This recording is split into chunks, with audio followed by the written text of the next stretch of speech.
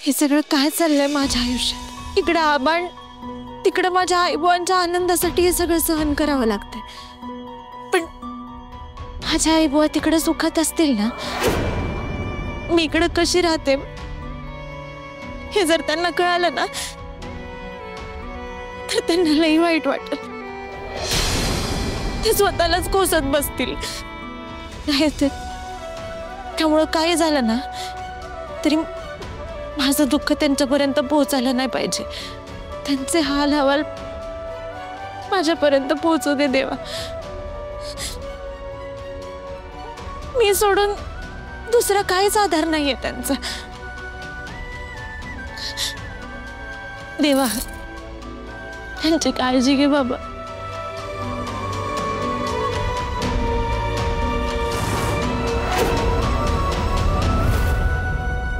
सुरके, आता तुला त्रास होतोय तर किती वेळा सांगितलं काम करू नको म्हणून. एका जागेवर बसून राहणार. तुला काय पाहिजे ते मला मागते ग. ऐक बस बस. ए सुरके, अगं बोल की काहीतरी. काय होतंय? लय दुखतंय का? चल नाही तर डॉक्टरकडे जाऊ. नाही नाही, डॉक्टरकडे नको. काय एवढं तेवढ्यासाठी त्या डॉक्टरचा खिशाची भरती करायची उगाच. अगं मग दुखणं काय अंगावर काढतेस का? नाही अंगावर काढत मी. आता गोटे गेलाय ना औषध आणायला, खाल्लं बरं वाटेल मला. अगं नुसतं औषधं गोळ्या घेऊन काय फरक पडणार आहे काय सुरके? हे सुरके, तुझं दुखणं माझ्यापासून लपू नका, सांगून ठेवतोय. तुझं दुखणं कळायला राहणे पण नाही ना इथं. नाही काय होत एवढं. सुरके, अगं तुझा चेहरा बघून तर मला काही वेगळंच वाटतंय बघ. डॉक्टर म्हणले ती स्टेज तर नाही आली ना? म्हणजे? अगं म्हणजे डॉक्टर म्हणलं होतं काही दिवसानंतर ऑपरेशन केल्याशिवाय इलाज होणार नाही. काय तुम्ही पण कुठला विषय कुठं नेताय? किती विचार करताय? काय नाही एवढं झालं मला, बरी आहे मी. आणि त्या डॉक्टरचं काय जातंय? त्याचं काही पैसे पडतात वय काय बी सांगायला? अहो त्यांची ते हॉस्पिटलला चालावे म्हणून काय बी सांगतात आपल्याला. तुम्ही लई विचार करू नका. गोट्यानं आणलेले औषधं खाल्ल्यावर बरं वाटेल मला. मी पडते दिवस व्हायचं. बरोबर, झोप झोप झोप. ऐक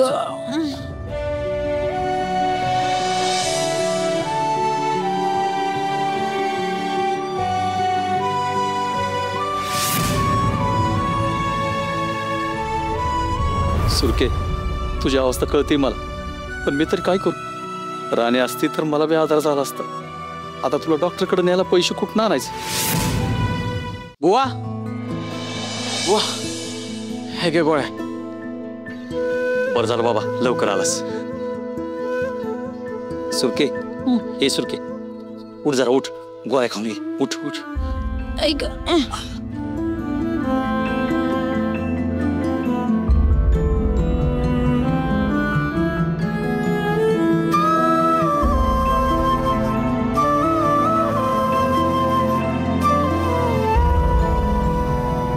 गोट्या, अरे तू हाय म्हणूनच आडीनडीला कामाला येतोस बघ.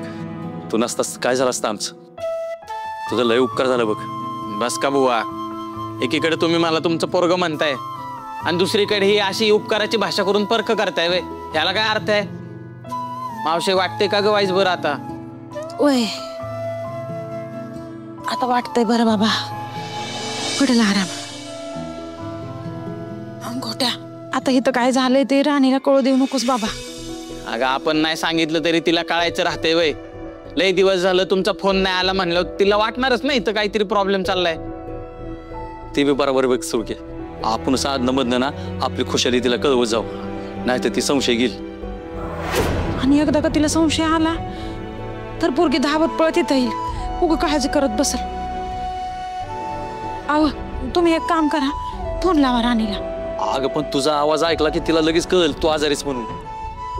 अहो नाही कळू द्यायची मी. फोन तर लावा तुम्ही. बरं ठीक आहे, लावतो. हे गोट्या, फोन दे. हा.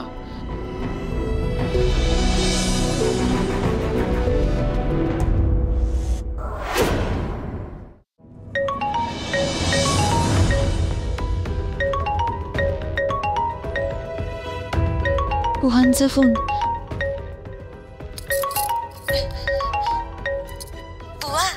अहो कसे आहात तुम्ही? एवढ्या रात्रीचा कसं काय फोन केलात? अगं काय नाही, तुझी आठवण आली, तुझी खबरबात घ्यावी म्हणून फोन लावला. हे बरी आहेस ना राणे? बरी नाही.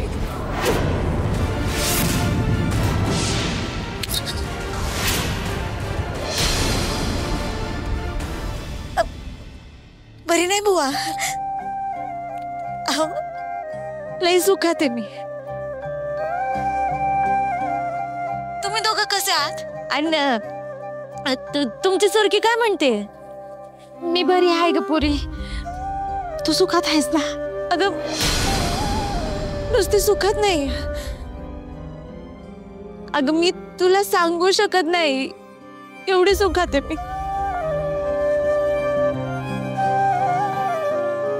बस झालं. तुझं हे बोलणं ऐकलं आणि लय समाधान वाटलंय बघ मनाला. आई, अगं तुझी तब्येत ठीक आहे ना?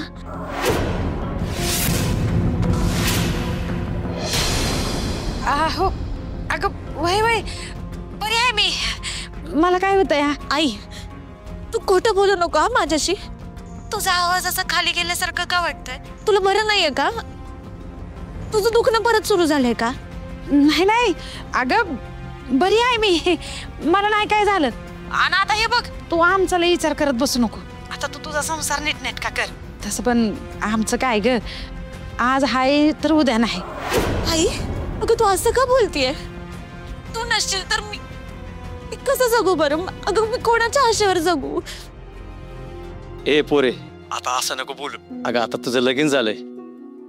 तुझी म्हणावीत अशी लय माणसं आहेत बघ तुझ्याजवळ आता. म्हणून काय मी तुम्हाला विसरले नाहीये ना? पोरगी सासरी निघून गेली म्हणजे ती माहेरचा विचार कायमचा सोडून टाकते का? मला तुम्ही हवे आहात. तुम्ही माझ्यासाठी तरी स्वतःची काळजी घ्या. काय लागलं तर तुम्ही मला सांगा. मला असं परक करून टाकू नका ना. मी तुमच्याशिवाय नाही जगू शकत. हे पोरी, तू नको आता आमची लय काळजी करत बसू. आम्ही दोघं घेतो एकमेकाची काळजी. तुझ्या आईच बघ का ऐकत नाही माझं. हो हो का? मग तिला शिक्षा करू आपण. आणि तिने अजिबात ऐकलं नाही ना तर तिला ना फोनच लावून देऊ नका मला. आणि जर लयच नाटकं केली तर तिचं घर उन्हात बांधू आपण. अगं तुझं हसलं बोलणं ऐकलं का नाही? माझं दुखणं लय लांब पळून जातं बघ. बरी आहे मी. तू लय काळजी करू नको बाई. आणि आता तू तुझी काळजी घे हा. लय रात झाली बाई. आराम कर, झोपवायचं हा. मी आरामातच आहे. तुम्ही आराम करा आणि काळजी घ्या स्वतःची. आणि काय लागलं तर सांगा आई. तुमची पोरगी कायम तुमच्या पाठीशी उभी आहे. माहिती आहे ग राणे आम्हाला. अगं तुझ्यासारख्या पोरगीनं आमच्या पोटी जन्म घेतला. आम्ही लय नशिबवान आई बाप हाय बघ. आणि आता तू एवढ्या सुखात आहेस. आमचं आयुष्य आता कडाला गेलं बघ. आता काय बी नको आम्हाला. ठेवते बाई फोन. हो, आणि माझी काही काळजी करू नका. तुम्ही तुमची काळजी घ्या.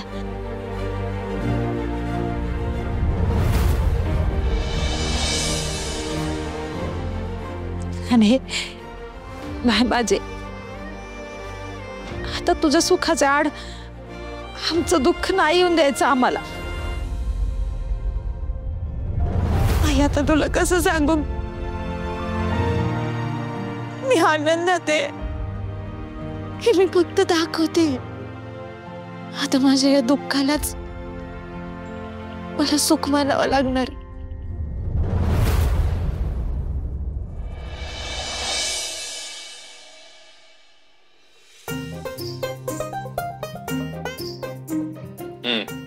गुड. आता शोधते सुकमाची राणी. अजून एक काम आहे. साफसफाई करून झाली की हे शर्ट प्रेस कर.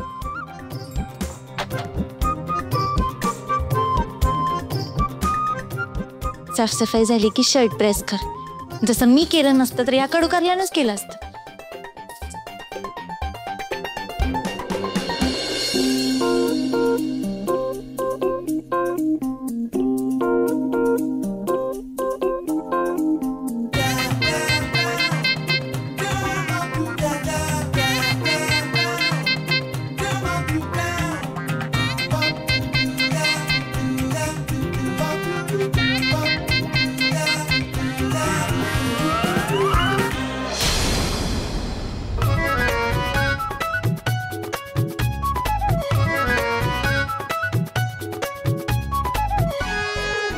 हे बटन तुटले वाटतं. कारल्याच्या आंघोळ होण्याआधी आहे ना बटन शिवून टाकते.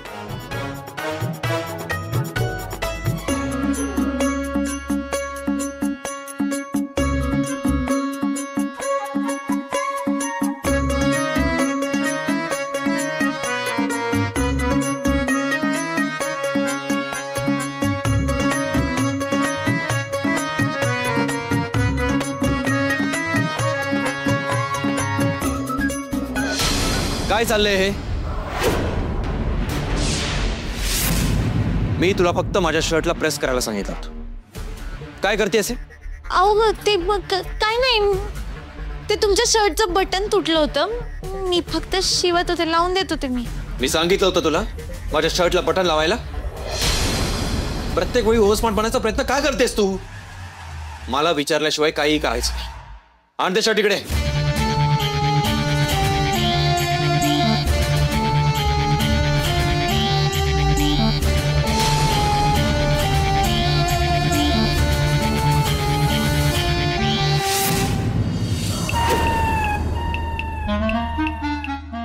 बघा तुटलं ना.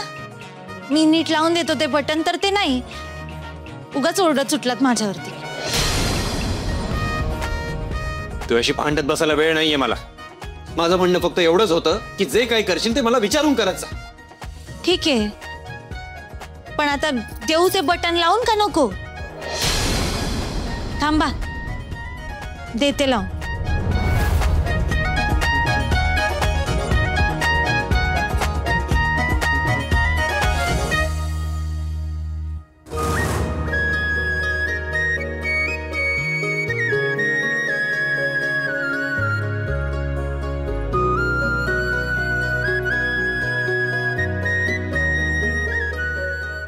काय झालं? हा, जमत नाहीये?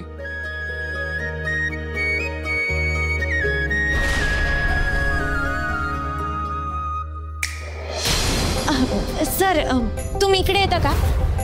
या ना, इकडे या बरं.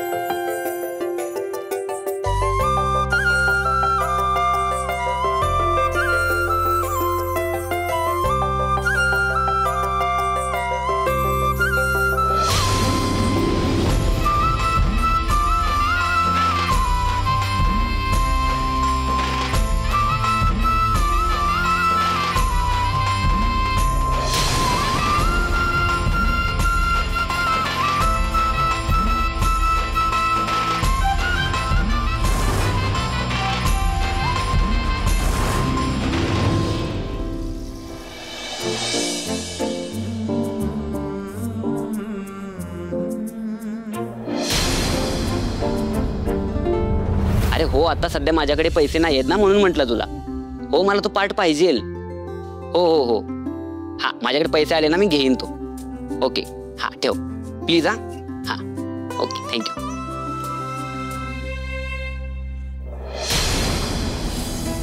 हे घे पैसे. अगं पण कशाला? तुला पैशांची गरज आहे ना? अगं नको. अरे ठेव ना. अगं तुला लागतील ना, घे. माझ्याकडे आहेत पैसे, हे तू ठेव. चिकू, तुझ्याकडे एवढे पैसे कुठून आले? तुला आठवते का, राणीच्या गृहप्रवेश दिवशी दादूनी मला हे दिले होते. मला माहित होतं हे लागतील म्हणून मी जपून ठेवले होते. थँक्यू चिकू. वेलकम.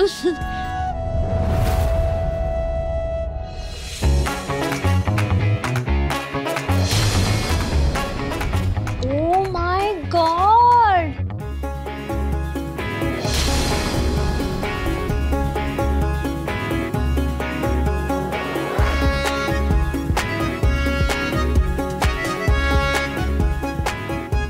दादू काय हँडसम दिसतोयस तू यार.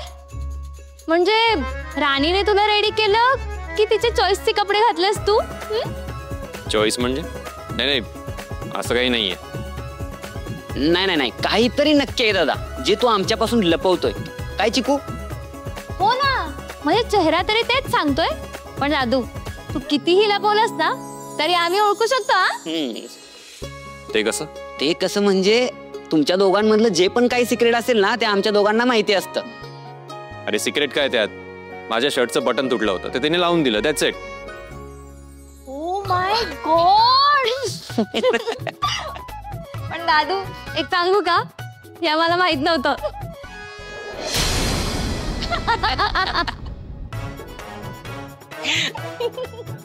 दादा काय विचार करतोयस? आम्हाला कसं माहिती असेल? तू सांगितलं म्हणून तर कळालं ना आम्हाला. पण आजू ब्रो एका माणसाची मज्जा आहे हा. म्हणजे बघ ना, बायको आवडीचे मोदक बनवून खाऊ घालते, फॅक्टरीमध्ये डबा नेऊन देते, अरे तुटलेलं बटन सुद्धा लावून देते. दादू यू सो लकी.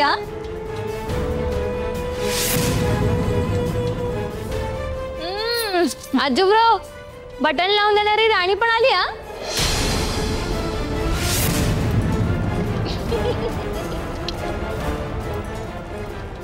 काय झालं? अरे वा वहिनी काय झालं काय? तुम्ही ओल्ड स्कूल रोमॅन्स मध्ये जास्तच बिलीव्ह करता वाटतं. तुमचं रिलेशन छान बटन लावून देण्यापर्यंत, आंख मिचोली करण्यापर्यंत गेलंय तर वा वा वा.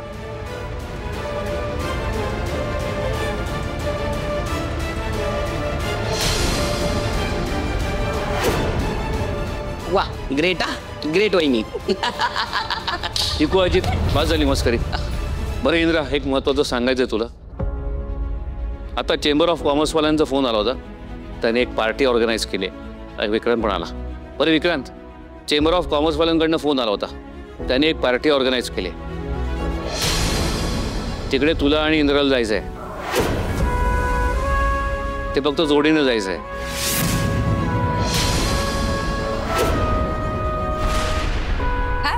पार्टीला जायचंय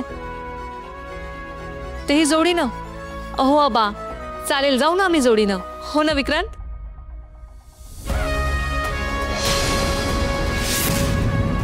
हो जोडीनं जायचंय. फक्त जाल तर एकत्रच जा.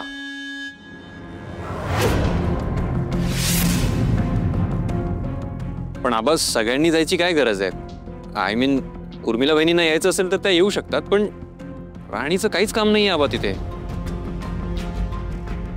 कामाचं काय आहे त्यात? त्यांनी निमंत्रण दिले, तुम्हाला जायचंय. तू राणी आणि विक्रांत आणि उर्मिला. आपण आबा सगळ्यांनी जायची गरजच नाहीये ना. तिथे सगळे कामाचं डिस्कशन होणार. राणीला काहीच नॉलेज नाहीये त्याचं. अहो ती बोर होईल तिथे. बरोबर बोलतोय इंद्रा. अहो तिचं काय काम आहे या पार्टीत? तरीच म्हणलं तुम्ही अजून बोलला कशा नाही? तुम्ही नकार घंटा वाजवली कशी नाही? तुम्हाला माझं बोलणं कधी पटलंय जे आत्ता पटणार आहे? असो, पण तिला या पार्टीत पाठवायची काहीच गरज नाही.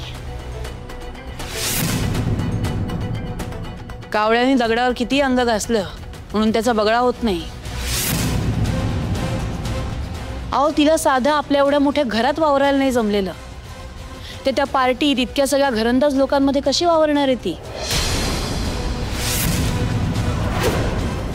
ती गेल्या गेल्या ना सगळे तिच्याकडे विचित्र नजरेने बघायला लागतील. शेवटी काय होणार? इंद्रा, विक्रांत, उर्मिलाची इज्जत जाईल तिकडे, आणि साहजिकच महाडिक कुटुंबाची इज्जत जाईल.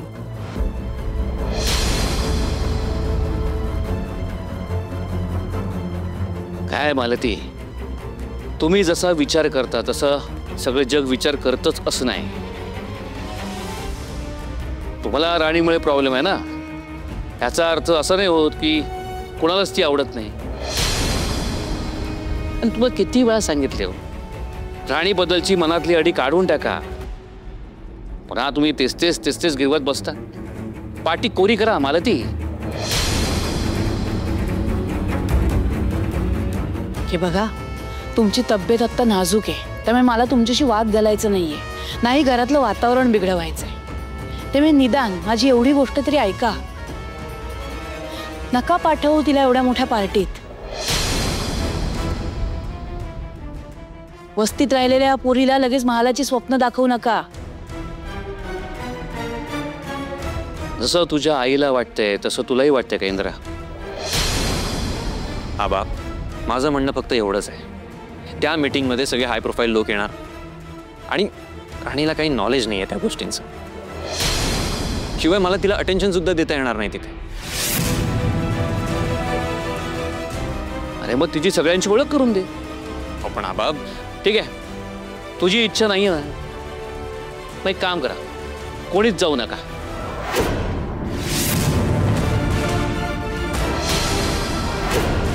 असं कसं म्हणताय आबा तुम्ही? नाही म्हणजे इंदिरा भाऊजीचं पार्टीला गेले नाही तर तिथे विनाकारण चर्चा होईल ना. पार्टीला तर जावंच लागेल. मग चौघेही जातील.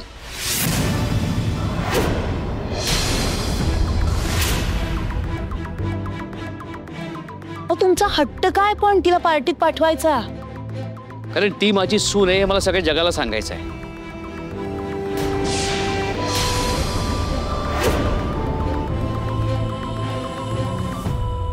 बरं ठीक आहे, ठीक आहे, मी घेऊन जातो राणीला.